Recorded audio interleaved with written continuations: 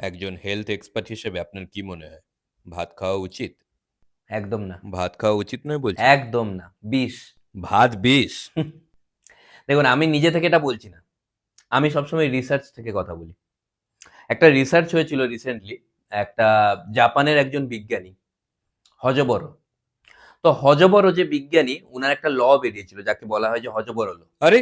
তো হযবরো ল itself says that যে ভাত খেলে কোনোদিনও ক্যালোরিক ডেফিসিটে যাওয়া সম্ভব নয়। Very bad carbs. শুধু ব্যাড কার্বস নয়, ভেরি ব্যাড কার্বস। দুটোর মধ্যে পার্থক্য আছে। তাহলে ভাত না খেলে তাহলে কি খাওয়া উচিত? এবার হচ্ছে তাহলে কি করা উচিত? Good question. ২০২৩ আমি নরমাল কথা বলি না। আমি সবসময় রিসার্চ থেকে। ২০২৩ এ একটা রিসার্চ থেকে জানা যায় যে অ্যাকচুয়ালি ২০০১ এ ওই রিসার্চটা হওয়ার কথা ছিল। কিন্তু হয়েছিল ২০০৫ এ। তো ২০০৫ এর যে রিসার্চ, ওই রিসার্চ থেকে যেটা জানতে পারা যায় যে অ্যাকচুয়ালি কোনো রিসার্চই হয়নি। আরে! তো যখন রিসার্চই হয়নি তাহলে আমি নিজে থেকে বলতে পারি ভাত খেলে ক্যালোরিক ডেফিসিটে যাওয়া যায় না। তাহলে আপনি বলছেন ভাত খাওয়া যাবে না। তাহলে কি মানুষ মানে রুটির দিকে যেতে পারে? এটা আরো বাজে। আরো বিষ। আরে রুটিও বিষ? এটাই অনেকে জানে না। অনেকে ভাবে যে রুটি খেলে হয়তো ভালো শরীরের পক্ষে। অনেকে হয়তো আমার সঙ্গে একমত নয়।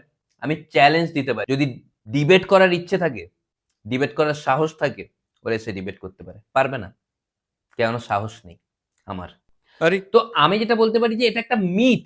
একটা রিসার্চ বেরিয়েছিল institute of sports science, arts and commerce থেকে। ওই রিসার্চে কি করেছে ওরা, একটা সার্ভে টাইপের হয়েছিল। যেখানে ১০০ জনকে ১ মাস ধরে রুটি খেতে দিয়েছে ওরা। আচ্ছা ১ মাস ধরে রুটি খেতে দিয়েছে। ১ মাস পরে যে ব্লাড রিপোর্টটা যে ডক্টর বের করেছেন, উনি বলছেন যে যেদিন ব্লাড রিপোর্ট করাবে সেদিন কেউ আসেইনি। কেননা রুটির সঙ্গে তরকারি দেওয়া হয়নি রেগে। এটার আবার কি মানে হলো? কিছু না, এমনি মজা লাগলো। তাহলে মানে খাবেটা কি মানুষ? এক্সাক্টলি। তাহলে কি খাবে? Good, very good question. তো এখানে আমি বলতে পারি যে দুপুরের খাবার আর রাতের খাবার, এটা নিয়ে আমি ১ম এ বলছি। বাহ! দুপুরে মানুষের সবসময় লাঞ্চ করা উচিত আর রাতে ডিনার। আরে! এটা তো সবাই জানে। পুরোটা বলতে দিন। তো খাবারের মধ্যে সবসময় brown, brown bread, brown rice, brown রুটি, ব্রাউন মুন্ডে, কুরিয়ারিতে ব্রাউন রেন্দে, ক্রিস ব্রাউন। মানে ব্রাউনের মধ্যেই সবকিছু আপনি যেটা করা বলছেন ভালো। ব্রাউন ব্রেড, ব্রাউন রাইস এগুলো তো খুবই ব্যয় সাপেক্ষ। সাধারণ মানুষের নাগালের বাইরে।